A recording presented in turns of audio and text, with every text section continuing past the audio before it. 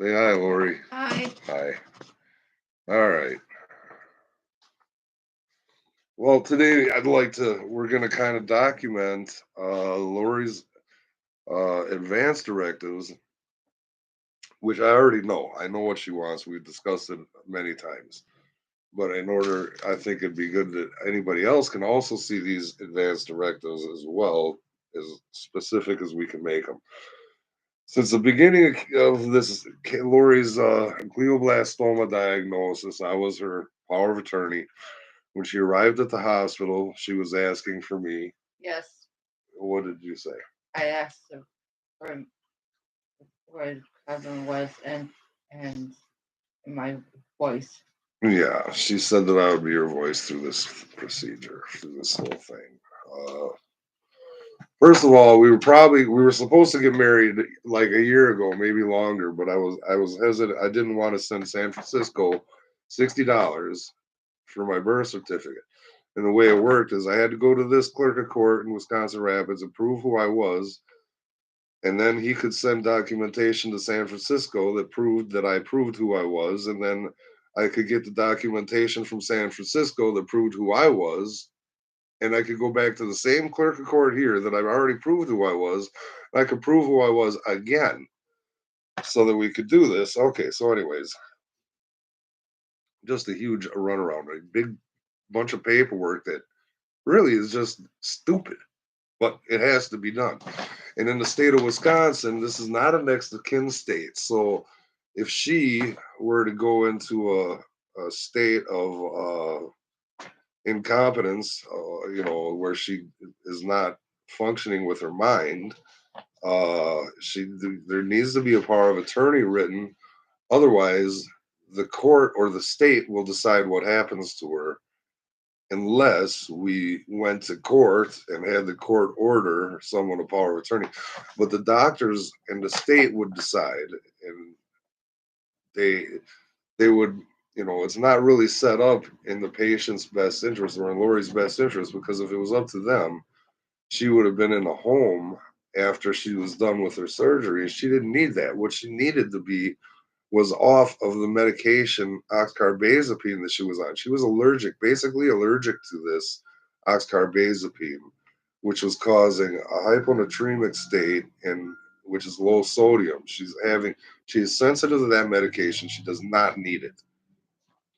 Anyways, so there are advanced directives, and she already gave me a power of attorney, which should be legal in the state of Wisconsin. However, there are places like Social Security, they don't recognize power of attorney. Okay, well, I am the power of attorney with Social Security though, because they recognize the other which way that we had to do it with Social Security. Otherwise, I've got this big, huge 5 or 6 page, maybe more document giving me power of attorney, and they don't accept that power of attorney. Well, they need more paperwork. Anyways, there's a in case somebody decides they don't accept that power of attorney, there's a thing they call an advanced directive. It's an advanced directive, and this is the one that Marshfield uses. Now, I dropped off the power of attorney, for example, when Laurie and I wrote it up. Uh, I dropped it off at the first hospital, Aspirus, and the lady goes, "Well, this doesn't look like one of our advanced directives." Nobody cares if it's one of your advanced directives. It's Laurie's advanced directive. That's what it is. So, anyways, I'll go through a hospital advanced directive, and then we can talk about all of Laurie's choices and everything like that as best as we can. And so this will be a video documentation of her advanced directives, and it's relative. It's exactly what I would do if I was, if she was incapacitated or incompetent or whatever they choose to call it. So the first things they do is, you know, you state that you have an advanced directive, name and date of birth, which is Laurie. Rench. yeah, and it says where the health directive is filled out, and then it is they call it a power of attorney for healthcare, which that's fine. but Laurie and I wrote up our own general durable power of attorney, in which we can write anything that we want in there that she wants me to be, take care of.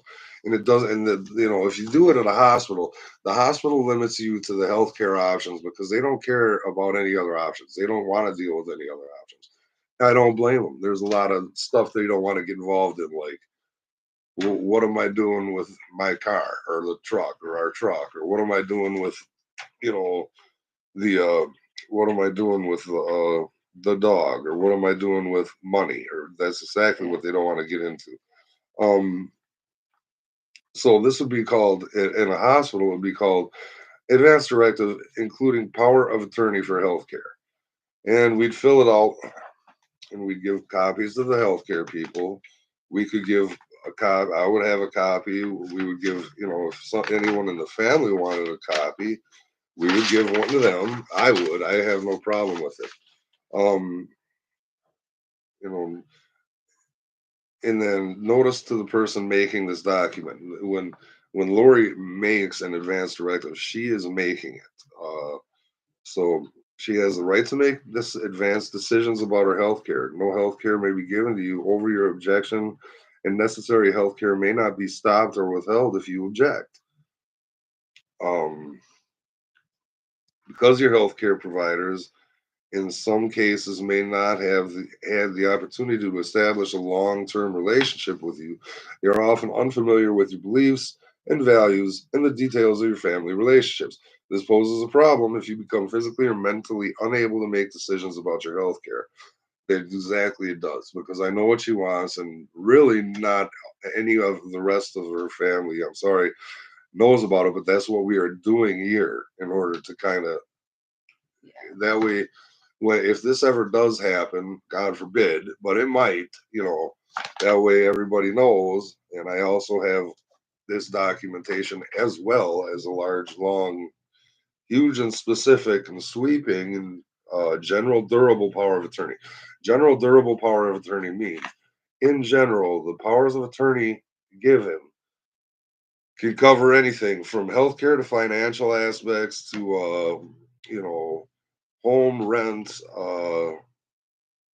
insurance, other coverages, and the durable means it is active now, and it is active if she's ever declared uh, unable to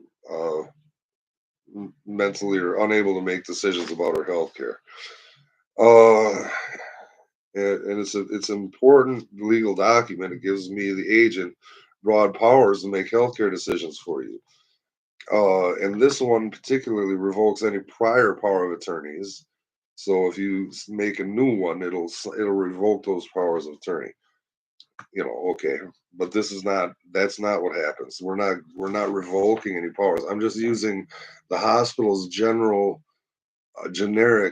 uh, power of healthcare attorney to go through it, because of I would be answering a lot of these questions, and I suppose it would be nice if we knew for sure when I tell you that, then now you will know the truth, that I am telling the truth, regardless of what anybody likes or doesn't like. It's just going to be too bad, because we're talking about it anyways. Do not sign these documents unless you clearly understand it, because these types of documents give me, the agent, broad powers to make healthcare and other decisions for you. This particular document, if we were using this one, it would be largely limited to healthcare decisions. The power of attorney I have is not limited to healthcare. It's almost unlimited. It's, very broad in its abilities. But that way I can take care of anything. I can take care of credit cards or loans or payments or bills or housing or health care or anything. Yeah, I mean, I hope I can take care of anything. I hope I didn't forget anything. Uh, but it does. You have to understand these powers, and I've gone over the one that we wrote up with you and explained everything a million times. and in depth, in depth. So, so one of the first things you can do is you can make or refuse an anatomical gift upon your death. So, or that means, are you going to donate kidneys? I doubt, anybody's we're going to be doing any donating. No. Um, well, you go through this, it's going to be, you know, I don't know. Do you want to make any anatomical donations? Well, see, I mean, that's, we went through it before, and she hasn't really. The thing about it is, with going through cancer, the body may have, a lot of things going on with it to make her anatomical gift, make her ineligible to donate anyway. That's not the most important thing on our mind right now. The most important thing on our mind is trying to get her through this, uh, one way or the other, as best we can. If at some time, you know, if she did pass away and maybe, somebody needed if one of her family members needed an anatomical gift, I'm sure she would, Yeah. you would agree to that. So part one, names a healthcare agent, which would be me. Um, General authority. Okay, the general authority. Uh, Now the general authority in this particular power of attorney.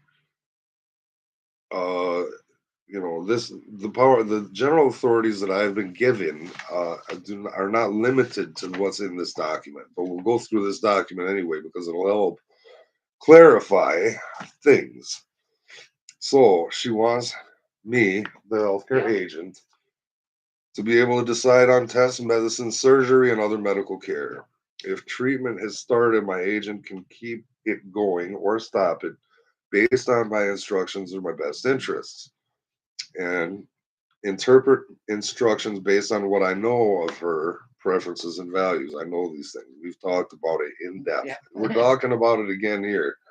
I'm kind of actually going through it quickly, but I'm going through almost as much of this particular document as I can. And arrange for all medical care and treatment in Wisconsin or any other state. And I can decide whether organs or tissues can be donated after her passing, if that does happen, according to her preferences and values. Did we decide that that was? Yeah. So you can't, there's a limit on mental health treatment in Wisconsin. Uh, I cannot commit her to a mental institution. Can't It's not legal in Wisconsin for a healthcare agent to commit her to long-term treatment, in a mental facility. That's probably because there are assholes out there that'll put her in a mental home, or put um, their their they will put their subject in a mental facility, dope them up on dopamine, or Thorazine or whatever the heck it is, and keep them in there as a zombie for years. You can't do that in Wisconsin. They're not going to tolerate it. It's not even. It would never even be on my plans. Obviously, she's sitting right here. Otherwise, they had already asked if I could bring her home or not. I said, yeah. Um, Healthcare may not agree to any drastic mental health treatments. She doesn't need mental health treatment anyway. That's out of the question. So moving on. The next three questions: agent authority to make decisions to admit me to a nursing home or community-based residential facility for long-term care. Okay, yeah, I can. We have decided that I can make that decision. But Laurie does not want to be in a nursing home or community residential based facility for long term care. When she was in the hospital after her surgery, after the resection, after the craniotomy, they were trying to send her to a home, and they over medicated the heck out of her so that she would be almost non functional. They gave her, she was probably on 2,400 milligrams of oxcarbazepine, which she is sensitive to. It causes hyponatremia in some patients, not in all, but in Laurie, it was the case. It put her below, she was outside the normal range below it, which causes big problems. I'm not going to go into them, but among them is like she'd have googly eyes, lack of coordination, lack of balance, hard to walk, hard to think, hard to talk, lots of stuff. It wasn't good.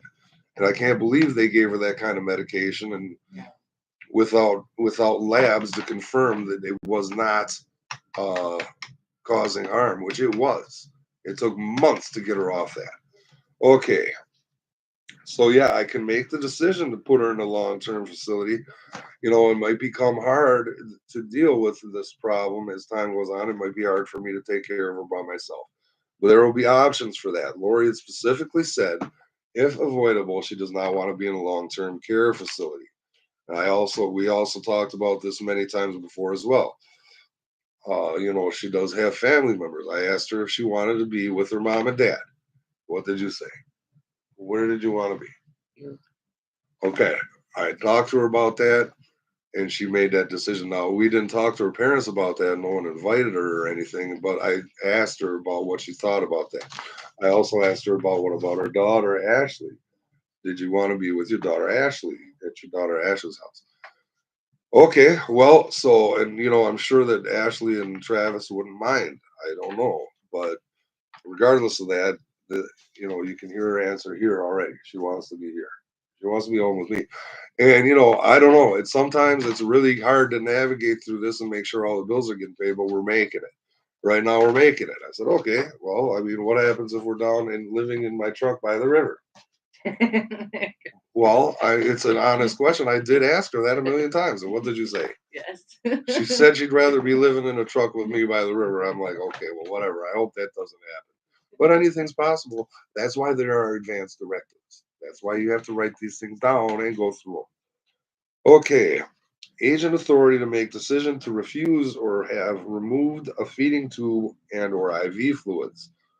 And that decision would have to have been made if you were not capable of making that decision yourself. That means if you're basically unconscious, comatose, incompetent, or have been judged incompetent or incapable of making that decision, they can put you on basically this would be like life support. That means you'd be on feeding tubes and respirators and IV fluids. Okay, so yeah, we decided that we could make the decision I could make the decision to refuse or stop feeding tubes and or IV fluids. Um, and that's something nobody wants to do in there. Nobody ever wants to have to make that decision because that's a horrible decision to have to make. Especially when I've seen her in a very bad state before, and when she was hooked up to an EEG, I could see her brain activity, and when I told her that I loved her, the EEG monitor would respond to that. Her brain goes doo doo doo doo doo when you tell her she loves you, then she's like doo doo doo doo doo. In her brain, you can see the little graph on the EEG monitor spike all the way up and down the whole thing. And I tell her dumb jokes and laugh at the nurses and stuff, and you can see when she's laughing on an EEG. I'm telling you, it's the truth. All right. So no one wants to. I don't want to make that decision. Nobody does. Okay. The authority to make healthcare decisions during pregnancy is not. It's irrelevant. She's not pregnant. Okay, and then there's statements of desires and healthcare instructions or limits. Treatments that may prolong life if I am in this situation of like if I'm sick or injured and my doctors believe that there is little chance I will recover the ability to know who I am, who my friends and family are, or who I am, this is my choice. Okay, it gives you two choices. You can refuse or stop all treatments, or she wants to receive all treatments to keep me alive. Okay, well,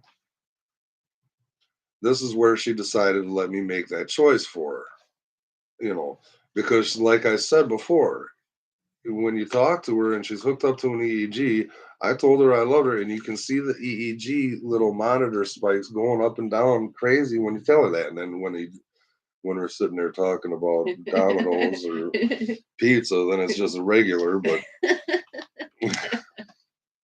and then cardiopulmonary resuscitation. So based on the current health, if she has to have CPR, um, well, I mean, she wants CPR unless the doctor determines that it would harm her, it would harm her more than help her. Which I will make that decision based probably. I would hope that they have an EEG on her. I'll ask them to. I can ask for these treatments according to the big, long, detailed general durable power of attorney that we already wrote up. It gives you the two choices about cardiopulmonary resuscitation, CPR. You can either have it or you do not want CPR if you make this choice. So you've got two choices. In any case, she's leaving that choice up to me. Specific care instructions to meet goals and preferences in certain situations, which means what we want to have done here is that hopefully our goal is to there's a new drug being developed by Atira RX, and they've developed uh, a small molecular vehicle that delivers treatment, and they say it apparently it may go across the blood-brain barrier, and they're starting clinical trials with patients in vivo, real clinical patient clinical trials, which would be like I think it's a phase 1 or phase 2 clinical trial study. I can't remember the phases, but we're trying to get Atira RX, the molecule 41, ERX 41. Okay, that's the goal here because we have tried everything else, every kind of supplement under the planet that I thought I could, and I looked up lots of them. I didn't just stop at one. I went through massive amounts of literature and reading and learning to figure out what we had to do here. The next step is to try to find something that can work, that can penetrate the blood-brain barrier, and that can treat this tumor and get on with the procedures that need to be done.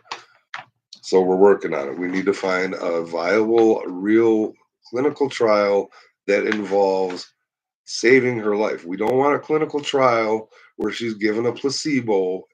No, we want the experimental thing that's going to work and save her life. We don't want the placebo. We don't want to know if a perfusion sequence is a diagnostic indicator for survival. We don't care about indicators. We want survival, something that helps and assists survival. Okay. Comfort preferences like this. For example, favorite music. Yes. I am their favorite music. Okay, Yeah. but Yeah. she does have, she likes. Don't worry about that. Uh, uh, you know, and including others in making the decisions. I'm going to make these decisions. I'll tell everybody what decisions I'm going to make if they want to know. But I'm not going to have to argue or get into a personality conflict or anything. I'm sorry. I'm going to do it regardless of what anybody says. I'm going to do what I think is the best thing for Laurie. And I'm trying. I don't like it, but, you know, somebody's got to. She wanted me. I said, okay, I'll do it. So if she is near death and cannot communicate, uh, she wants to give friends and family these personal messages. Well, I suppose we should, we're working on stuff like that. She's doing a lot of artwork, and we're gonna do as much as we can in gifting. I'm sure I've stopped many times with the parents on our way by to go to the hospital or back from the hospital for checkups and stuff. So we try to visit the parents, and stuff like that. Um, then there is making the document legal. Well, essentially, what this is creating this document and makes it an affidavit. In the state of Wisconsin and in other state, other place, sometimes the The structure of the affidavit, it says who you are, you know who you are, you're making this into your capacity, you know what's going on, everything's fine. And then you need two witnesses to do it too. The state of Wisconsin is relatively specific on witnesses. Okay, and that's one way to do it. You can get two witnesses. The other way to create an affidavit is to have a notary public notarize your signature, which we did. We notarized the general durable power of attorney that we customized ourselves. So we went to the clerk of court, the county clerk in this town, Yeah. and she notarized it for us and put the county clerk stamp and the notarization. So it's real, it's legitimate. Okay, basically that is it for their, you know, healthcare power of attorney. And I just want to be able to, if I need to, then show them those documents and documentations that we've discussed them and went over these issues uh, clearly and honestly and fairly. So yeah, where's that general durable power of attorney? I can go over that kind of quickly here since we're already state of Wisconsin. This looks like this is it. Okay. So I'll go over this general durable power of attorney. Now, a lot of this is irrelevant, but those are standard things that'll cover a lot of contingencies for us if we need them. A lot of these are simple copy and paste from online sources, and then some of them are customized. But you know and it sounds like I can do anything here, and I probably can. It deals with real property, tangible personal property, stocks and bonds, banking. Okay, and it'll sound like I can do anything. Why would I want that? Well, it's just basically those are standard things in a general durable power of attorney that your lawyer would be able to do. Agent in fact, attorney in fact, agent. That is what power of attorney grants. But the truth of the matter is there is no property. There's very little tangible and personal property. There are no stocks and bonds. No. There may be banking, I don't know, but there's not a whole lot of it. You know, Laurie was granted the Social Security disability. But in order to collect Social Security disability, before you're eligible for payments, for any payments, 5 months have to go by. So I very early on took care of a whole bunch of paperwork and processes, getting the ball rolling on a lot of these things. So hang on for 1 second. Just let's see who that is. Hello? Yes, it is. Oh, it's a doctor's appointment or a doctor's office. Okay. Um, hold on here. For the afternoon. Afternoon. Yeah. Yeah.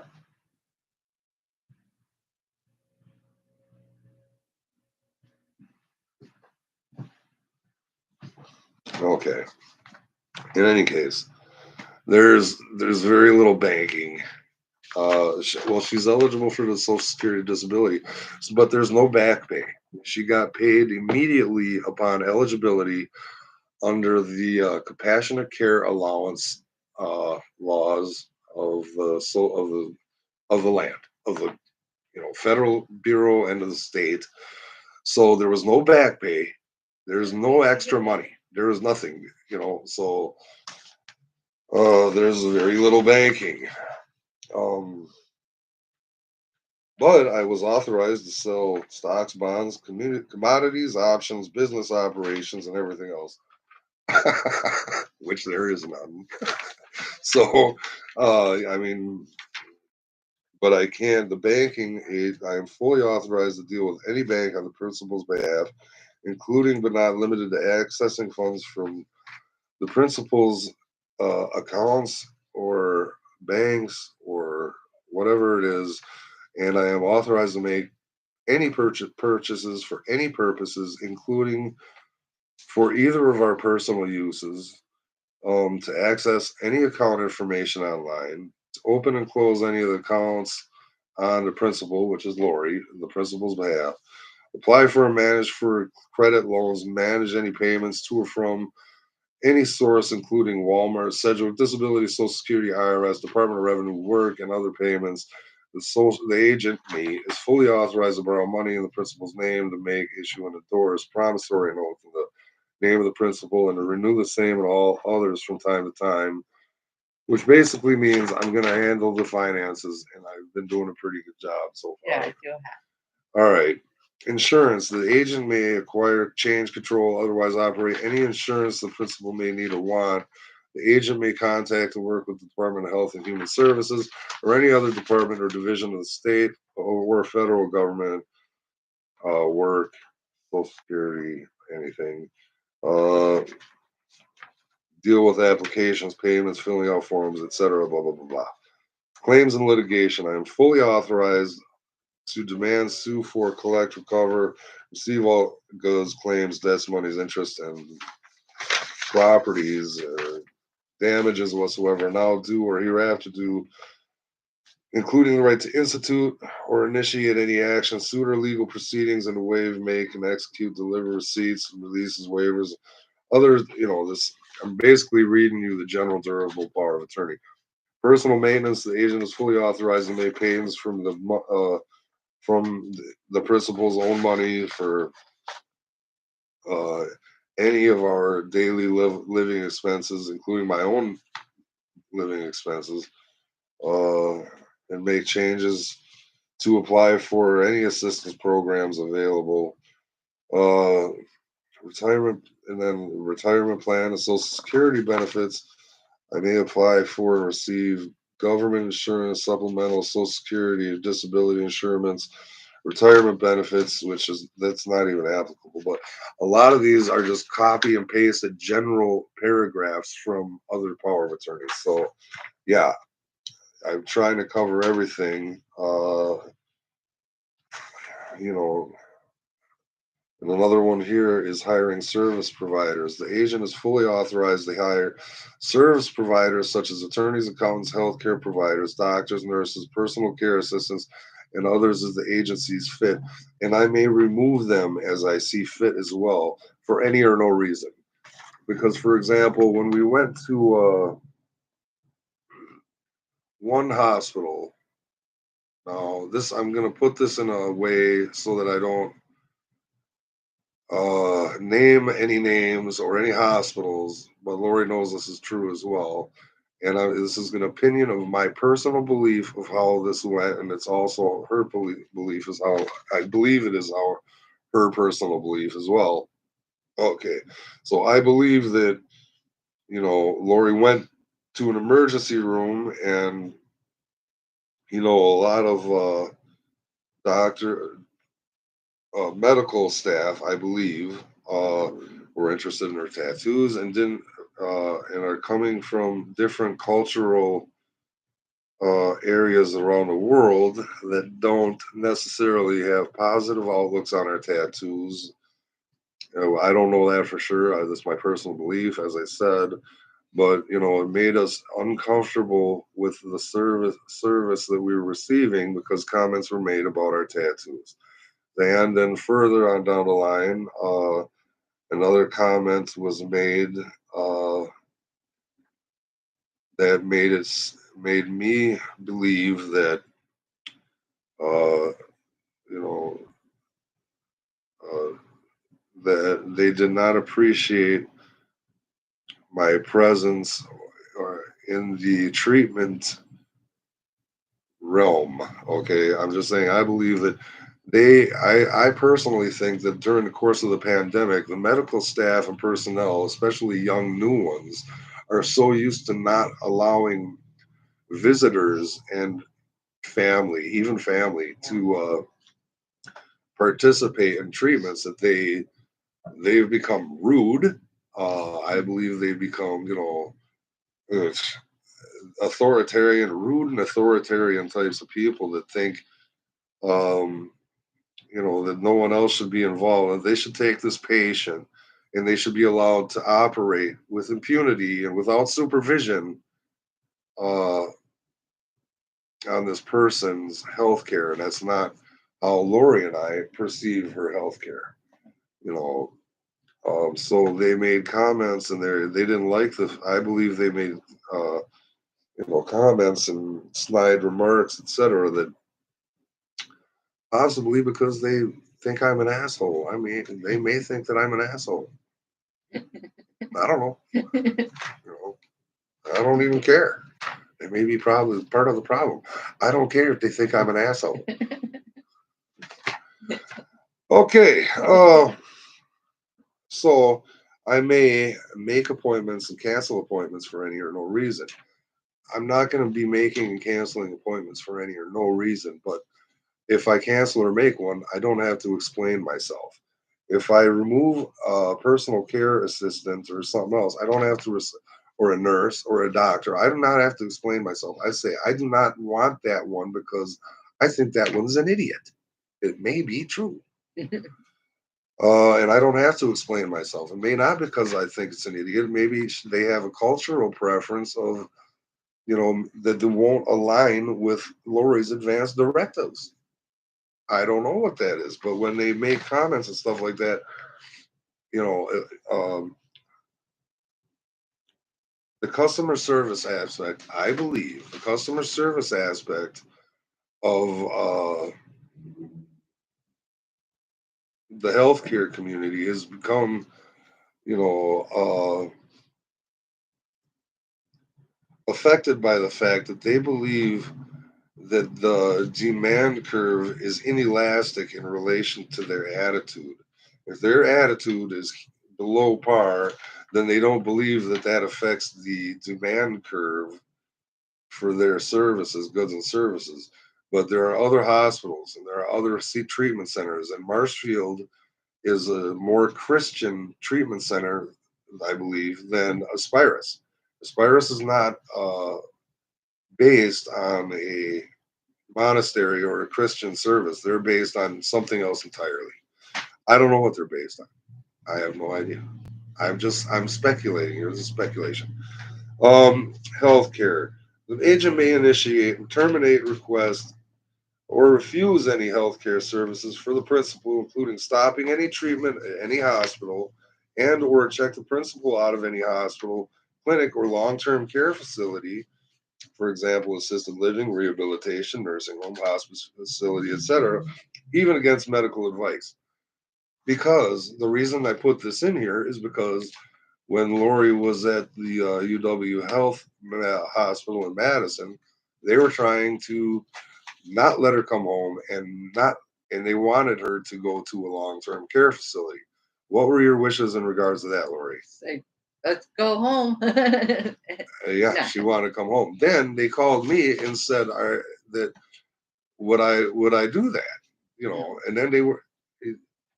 No, you didn't want her to. You didn't want me to go to the Nursing home. No. Right, of course not. I wanted her to come home. If she wants to come home, yeah. So I heard they called me, and luckily enough, I was actually driving to Pittsville to get the assisted walker from from her dad, and then I had to drop off the electric bill money, and so I was already driving that way to Pittsville, and then I got the call when I was there that I had to go pick up Laurie and Madison, so I went straight down here and did that. The nurses, the discharge, the officer in charge of discharging was clearly unhappy with that decision. And the reason they are clearly unhappy with it is because if they can get her to a nursing home,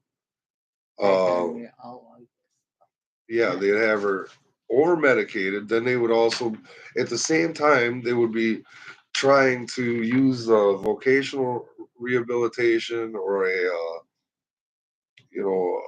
any other kind of rehab, they'd be trying to rehab her, saying that they're rehabbing her for the symptoms of this, when they were actually didn't know that the symptoms they were supposedly worried about, those symptoms was from oxcarbazepine.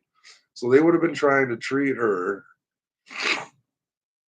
like with occupational therapy while she was going through symptoms of hyponatremia, and that would not have worked. But they would have kept her doped up on all this stuff and said, "Oh, that's fine. We're doing this and that." And they would have given her. She'd have been doped up in there, locked up for months while hyponatremic, and they'd be giving her these occupational therapy, which is not going to work when you're suffering from hyponatremic uh, condition. You're not going to recover. No occupational therapy is going to cure hyponatremia. Idiots. So that is why in the state of Wisconsin, you need to have an advance directive. Um, so, including um, checking out of a hospital against, uh, you know, medical advice. Because if she was in there, they'd have said, "Well, we're not done rehabilitating her." Of course, they're not done rehabilitating her. They're trying to rehabilitate hyponatremia. You cannot rehabilitate hyponatremia. So they're sitting there giving her occupational therapy for hyponatremia for indefinitely while they make thousands of dollars per day for being in a nursing home and thousands of dollars per hour while they do occupational therapy to because she's suffering from hyponatremia, but they didn't know that at the time. They would have been giving her occupational therapy and saying she needed occupational therapy. So until she developed enough tolerance to tolerate 2,400 milligrams of oxcarbazepine per day, which she might develop tolerance to get used to that. But that might have been next year. Okay, so and then this general durable power of attorney, the custom one that we wrote, which is looks like 6, 7 pages. I don't know what it is. I may review, obtain, copy, and share any medical records from any provider for any or no reason. That means if I want to get a copy of something, I can get a copy of it, and I don't have to say why. Why do you want a copy of it, Mister Rench? Because I want to check her sodium levels. I don't know. I don't know, but I don't need to know a reason why right now because right now I don't know why. I don't know why. I don't need to say why I want this copy. But maybe another doctor wants to go over those records so that they can review the results because when you go over the lab results, sodium is in some of the labs. Like I can't remember what the lab is called.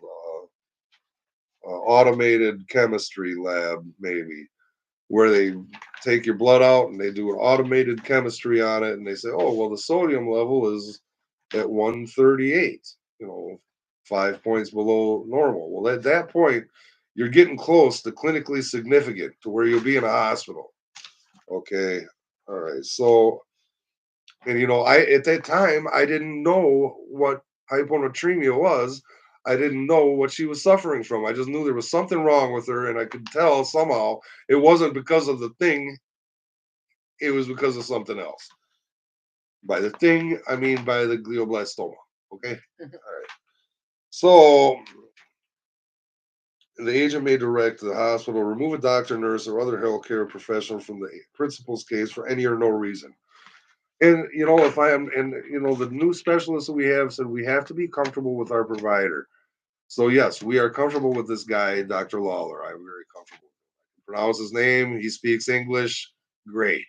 He's a professional and he's a specialist. He's good at what he does. Okay.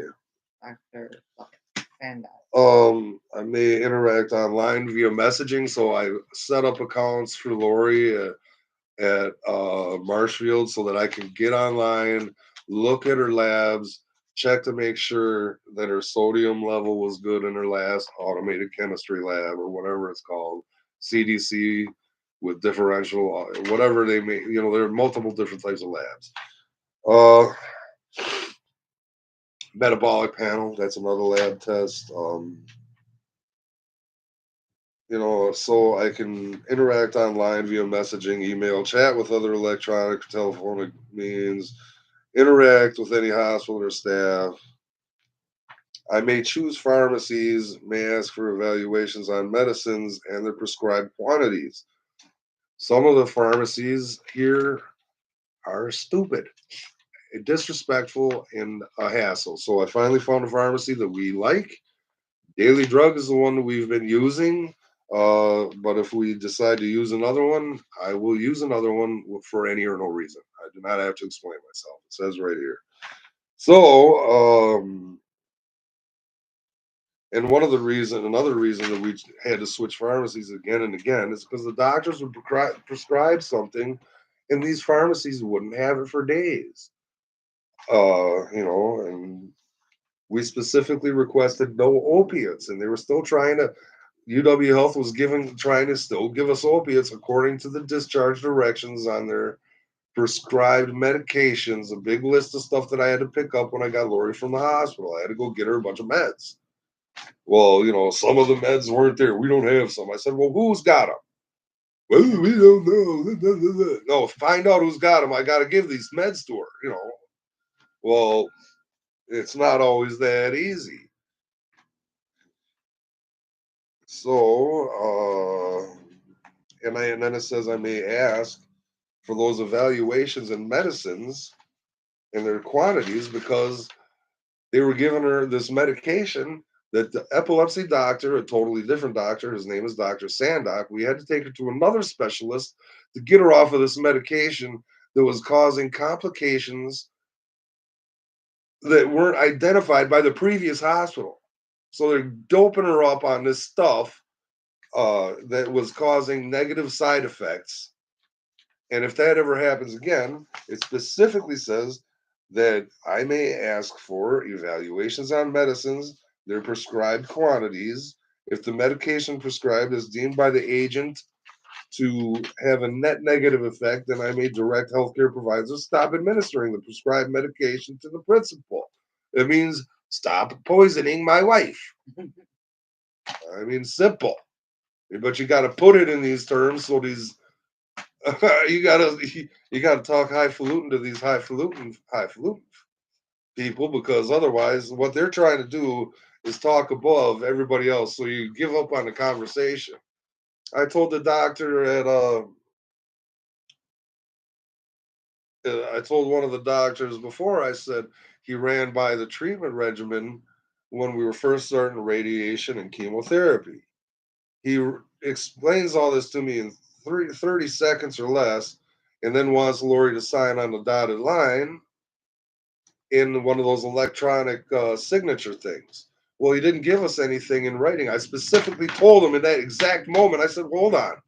You can't babble off a bunch of medical terminology that we have not ever heard before and expect us to understand it.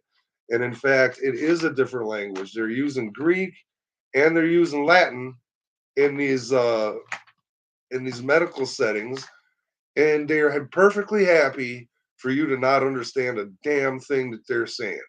They do not necessarily want you to understand. They just want your signature and a yes so that they can proceed with the billing and the treatment. So, they do want to treat you, but the administrators of the hospitals have set it up so that they can proceed with billing. The administrators are not doctors. Those guys are business barracudas, you know. So, uh, I may authorize another person to execute this authority granted under this power of attorney. That means if I become unable to, or predisposed, or for whatever reason, if I am not able to do this, I can authorize someone else that I trust to execute this power of attorney. All right. We've gone over all this whole thing. We've gone over this many times. Uh, and I may execute fiduciary powers that the principal has the authority to delegate. That's more of a financial thing. I mean, there's really nothing financial to do here because there's no money. There was no back pay from Social Security. I went through all my own personal savings, anyways, here to make ends meet during these times. Um, so fiduciary powers. Yeah, they were granted to me. That means basically I can pay the bills, whatever I can pay. I don't even know if we can pay them all, but I'm a good one at not caring about paying the bills. I tell you that. I just don't give a shit. What are they going to do? They're not going to take away my birthday. I mean, that's about what they're going to do. They can't take it from me physically, and they're not going to get me to give it to them. I guarantee it. So, online accounts, operating all the online accounts, Walmart, Sedgwick, any banking accounts or credit card accounts, debit card accounts, Aspirus accounts, My Chart accounts. Everything else. Yeah. And she says we have decided that since I'm not engaged in trying to rip Laurie off here. I'm trying to pay the bills and get us through this, and I'm going to be amazed if I can do it. Um, but I'm pretty busy at trying to do everything else than to write down any of the transactions that I've done, any of the purchases I make. I do most of the shopping for us. Yeah. I mean, we do a lot of stuff, paying online and all that, whatever. Um, she does not require me to keep records of these transactions. There's not a lot to keep records of. If you went over all the money, by the time you get to the work, you're not going. There's no money to look at. I mean, there's no attorney's going to look at it. I'm not stealing money. Once we're married, it's marital property anyway. But there's no money theft. No. There was no money to begin with. There's probably going to be no money to end with. And I'm not going to sue these doctors because what I'm trying to do is get them to help us. Yeah. And I'm not going to get them to help if they think I'm running around here suing people. Well, I'm not out here to sue people. I'm trying to save Laurie's life. Suing someone, that's not going to get anyone to save her life. That's just going to make everybody think that we're ungrateful fucking assholes and nobody wants to see us at all because we showed up and she's got a condition that is fairly difficult to navigate successfully without unwanted results. So if we can get, we need to not be suing people. Furthermore, I don't believe in suing people, especially when everybody's doing the best that they can possibly do. I think there were some assholes that prescribed bad medications for her, but I don't think they knew they were bad. They were just I don't think they did it deliberately. I would really hope that they didn't do that. Uh so she doesn't require me to keep records of any of the transactions. Well, I mean, we're not broke yet, 100%. But I mean, what transaction? There's not really a whole lot to monitor. Uh It's not like it's not like I married a millionaire and then I started siphoning money out. No, that's not what happened here. Um, she owes me $2,400 from the beginning of this treatment. That's what you know. Anyways,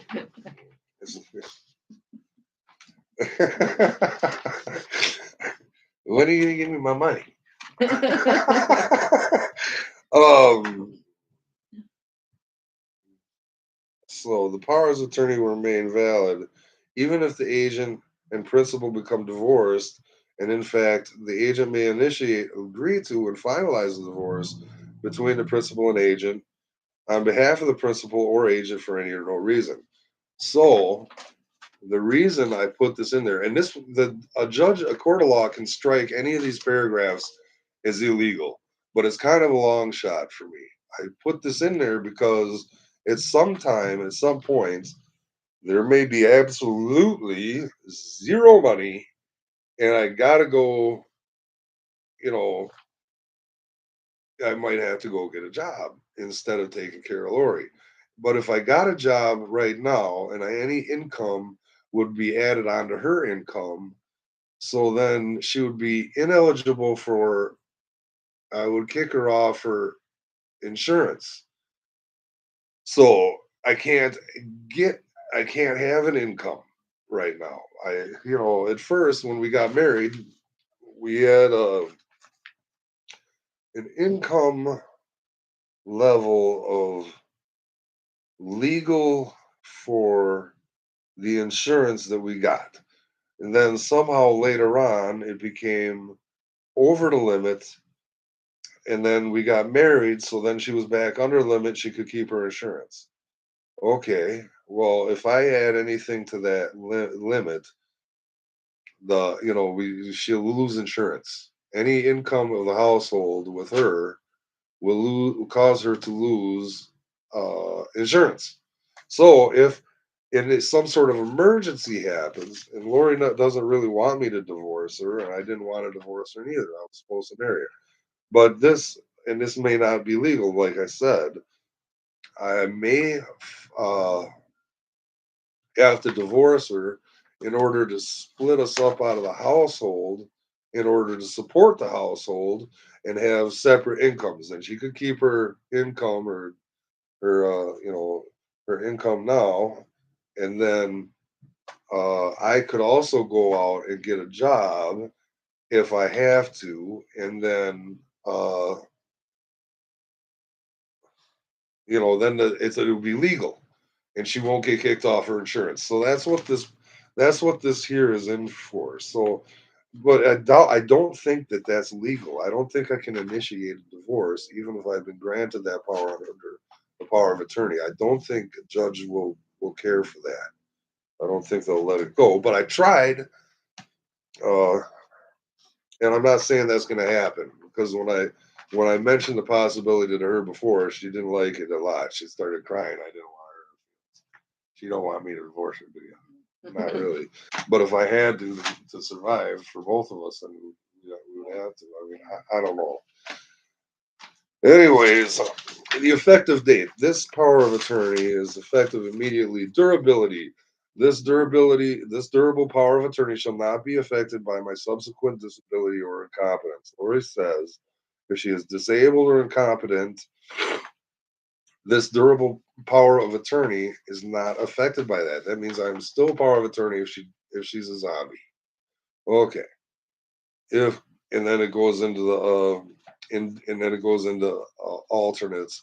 If I am unable or unwilling to serve, Albert Joe for dead will be second. Indemnity.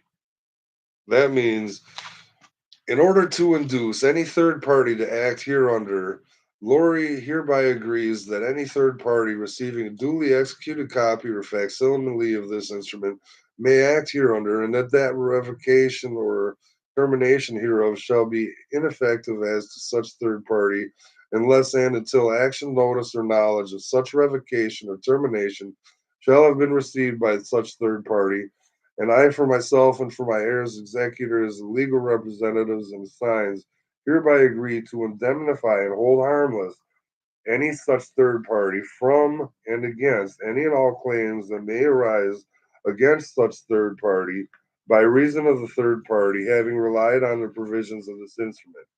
That basically means if I tell the hospital that Laurie, is coming home with me against medical advice, I take her home, and then Laurie dies because she was taken off a heart or a feeding tube or whatever, or she dies because she didn't get blood, or if she gets, you know, anything bad happens, nobody's going to sue the hospital can't sue the hospital for doing what I said, basically. And I am also indemnified for any acts in relation to this power of attorney. That means if I take her home and tell the hospital let her go home with me, even against medical advice, that I am not going to be sued by Laurie or her estate. Um, and in any case, we've already decided that I'm executing the estate.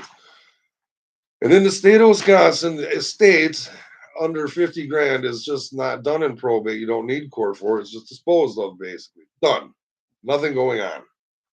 So, uh, all photocopies of this agreement shall have the same force and effect as any original. Limitations. An agent may use my property to benefit the agent or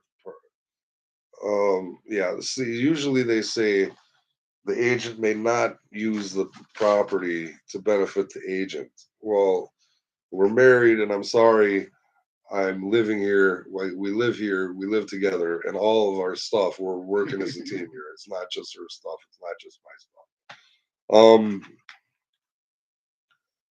This instrument, this paper, this power of attorney, general durable power of attorney. This instrument is not intended to limit my agent's ability. That's me, the agent. This Laurie. This instrument is not intended to limit Kevin's authority to act on Laurie's behalf. It's actually meant to empower and make it legal because of doctors and attorneys and lawyers and other assholes won't deal with you unless you have this. So, in witness thereof, she signed it and notarized by the county clerk at the courthouse. Um, and that's a non related document. So these I have to make copies of these yet, and I got to give them to the hospital. We had another power of attorney written up before we were married, so that I could help her get through this stuff as before we got married. And that general durable power of attorney at that time, I did keep the records. I did a good job. I gave her all the records right the day when we got married, and I don't know what she did with them. What'd you do with them? I threw them out. So I gave her all the records, and then she threw them out. I didn't even know she did that. Whatever. But that durable power of attorney was revoked by her. I've got the revocation on file. And so this is a brand new power of attorney. And I also have other documents. Yeah. So we have gone over the powers of attorney. And I just want to do that because that way, if anybody has any questions, um, it should be right. I think we went through it. But here specifically, we did this kind of already feeding tubes and, respirators and breathing tubes. If she's not dead, totally brain dead, and I can still see monitors moving on the EEG, I'd be inclined to leave life support on for some period of time until such time as I didn't see brain activity or responses to me or family that come to see her. If there's no response on that EEG, then that would be a time when I probably, would encourage family to come stop through and visit and try to say I would encourage the family to come and visit before, you know, any brain death or anything like that ever happened. So that, I'm trying to visit the family as much as I can every time we drive by or whatever or whatnot already.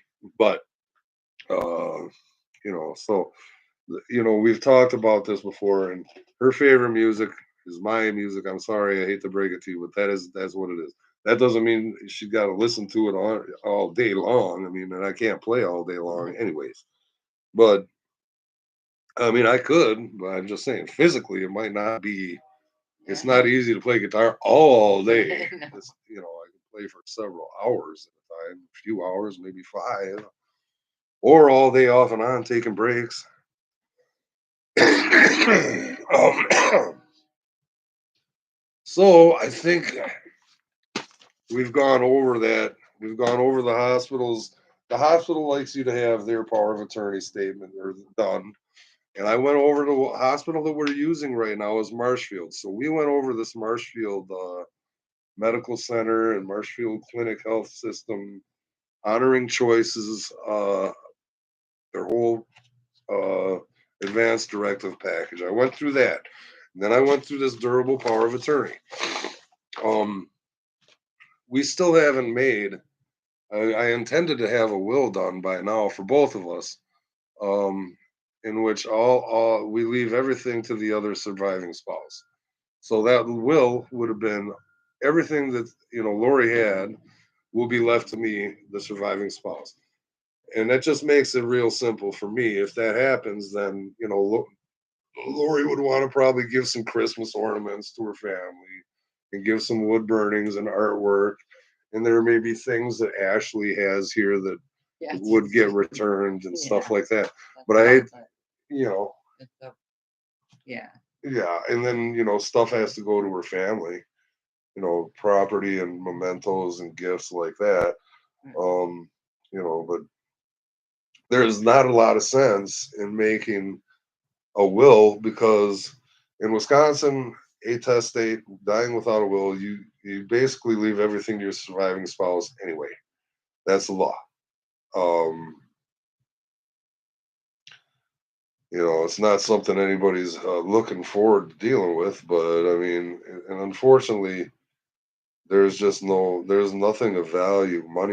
There's no money. I mean, so unfortunately, her son had asked to borrow some money at one time or get some money. I'm like, I wasn't aware of what was all going on. Lori didn't tell me this too much later. I mean, I'm not really upset about it, but just so you know, there's no money. I mean,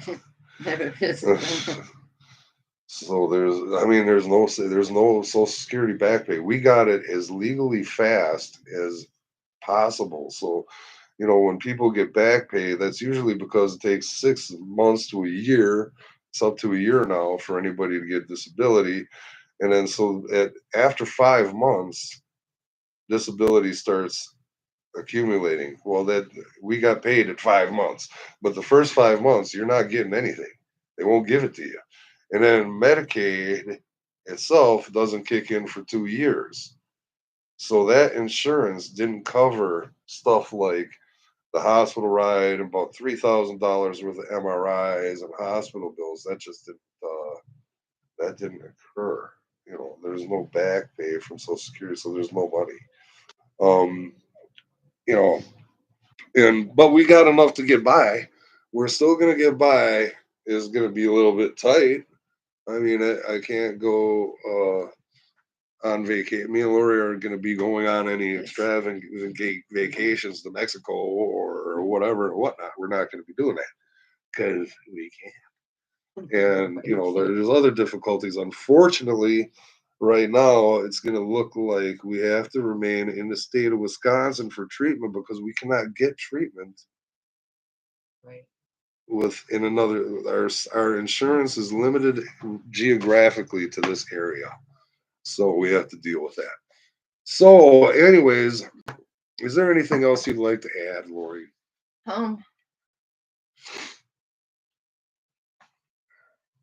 Well, the one thing I want to say is I want to be cremated, and that's it.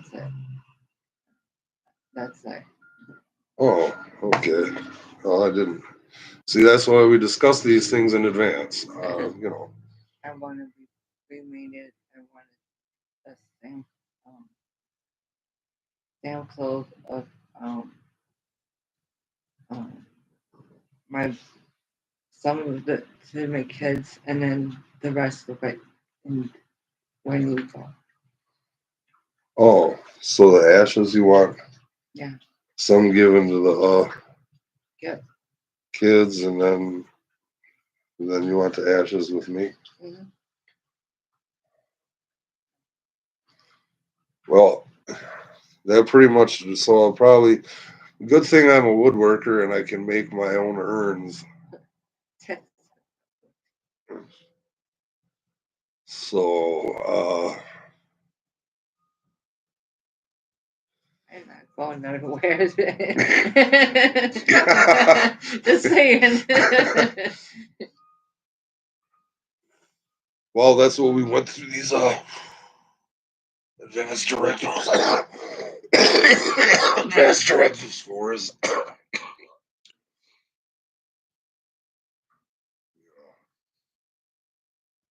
So we got everything taken care of. I mean, in advance, we kind of know. So I know what she's saying.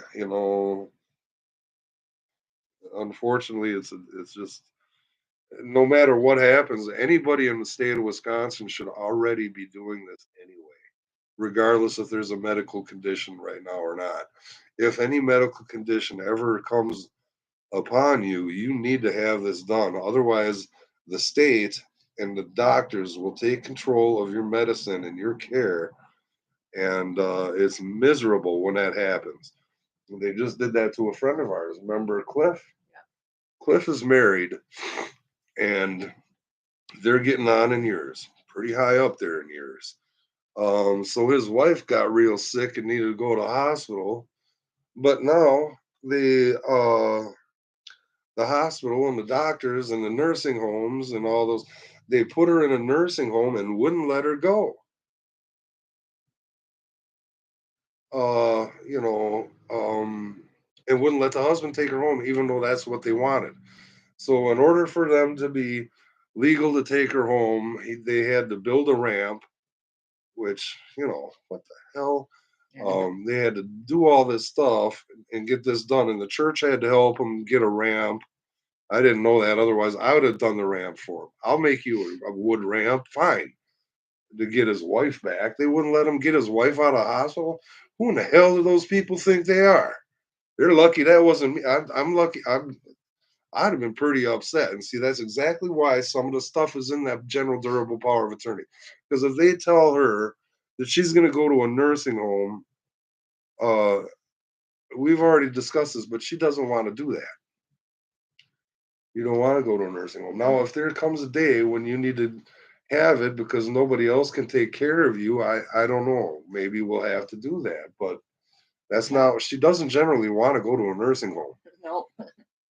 But if you need one, then I can allow them to put you in one for time or something, right? Yeah. But you don't want to. No, going to a nursing home is not something anybody wants to do. Our idea of occupational therapy is doing stuff together, going out for dinner, taking the dog out, doing the dishes, or doing some wood burning, some painting, enjoyable activities, gardening. Their idea of occupational therapy will be 1 hour a day, probably walking with a walker up and down the hallway while she's over medicated and dizzy from too much medication. They're gonna say, "Oh, well, that's the surgery, or that's the glioblastoma, or that's a tumor, or that's a condition she's in." No, that was the over medication they gave her. That's why she was all so screwed up, you know. And I, at that time, I didn't know what was going on. I didn't know that, so I had to follow doctor directives with these medications and everything. And I'm like, what the hell is wrong? What's going on here? I'm like, this isn't right. So, I'm not trying to make a big long story out of this, but this is her advanced directive. It's already an hour and four. It's quite a long story here, but those are specific things that people have to go over. And like I said, if you don't already have a power of attorney written out, it'd be best if you did, because you don't want to get in a circumstance like Cliff did, where they won't let him take his wife home. That is unacceptable. Who the hell do these people think they are? Well, the administrators of the healthcare system, the big higher ups, have set it up so that they love to put you in a nursing home or long term care facility because the money they are making is astronomical. huge amounts of money. And when they get a specialist working on your occupational therapy to them does not mean what you think it means. It might mean something as simple as going to the bathroom by yourself or wiping your own booty. That is considered occupational therapy. Their idea of occupational therapy will be get out of bed, walk up and down the hall for an hour, go to the bathroom, wipe your own booty, and then go back to bed and prepare to be medicated for 24 hours before you come back out of bed for another hour. And then they'll limit your visitors to this nursing home. They'll say you can't have anything but one visitor per day. They may not even allow you a visitor. Who knows if this healthcare emergency, the health emergency they've got for COVID, they locked the hospitals down tighter than a maximum security prison. Well, it wasn't that quite that. Maybe it was Yeah. close to a medium security prison. It's close to being a prison. Who do these people think they are? Locking someone up in a hospital like it's a prison? You can't have any visitors today. You can only have one visitor per day. What the hell? Who do you think you are? I'm going home, fool. Right now. I'm calling Kevin and get Kevin. Kevin go pick me up. Ain't that right? Right. That's right. I'm not a fan of incarcerating people. Believe me. And these people ask. They make a doctor's appointment and some evil looking mean nurse comes out, hands you an appointment piece of appointment paper. It says your appointment is next week, 7:30 a.m. Why didn't you? Are you asking us if we're available at 7:30 a.m.? No, they're not. They are ordering you. Some nurse sitting there, some nurses hands you a paper. You're basically ordered to show up for this appointment without any kind of discussion, without any politeness, niceness, or anything. They just throw an appointment thing right in your face. And go, see you next week, 7:30 a.m. Well, do you know if we're available at that time? I mean, Right. there's no discussion. I've had, there are That's inmates that have made better appointments and more polite appointments with their parole officers. I mean, what the hell? All right, whatever. So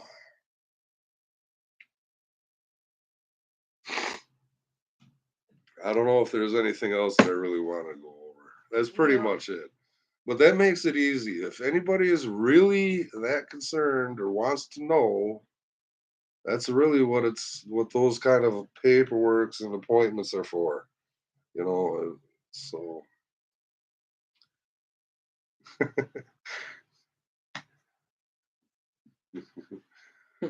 you know, I guess that's about it. I'm gonna end this video. I did what I think, I think I covered everything, most of the things that I need to know and that you need. I don't know. If I missed anything, I don't know. I doubt I did. I went over almost everything in there. Yeah. But anyways, that's it. Yep, we're done. That's it. Well,